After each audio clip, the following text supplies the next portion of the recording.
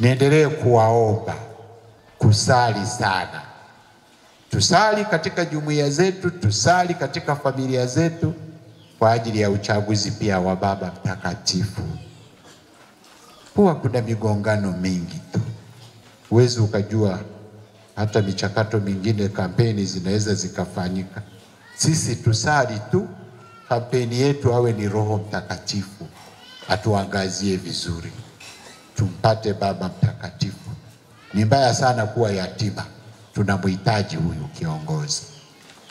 Tusali pia kama tulivyosikiliza kwenye maombi kwa ajili ya uchaguzi mwaka huu, uwe ni wa amani, uwe ni wa amani. Nadhani mlisikia kwamba katibu mkuu wetu amepigwa, amejeruhiwa sana, na kweli alipigwa na kitu kigumu, sio cha ncha kali kichwani. Na baadaye jana ikatoka kwamba baraza la maaskofu limetoa tamko na watu wasijihusishe na uchaguzi. Hapana, tamko hilo sio rasmi, ni watu wameingia mtandaoni wakaandika wenyewe.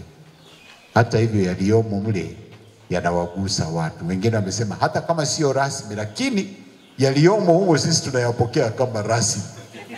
Sasa naomba kila mmoja apokee kwa akili yake, lakini mwaliko kwamba tusali kwa ajili ya amani ya nchi yetu na uchaguzi, hicho ni kitu cha kweli.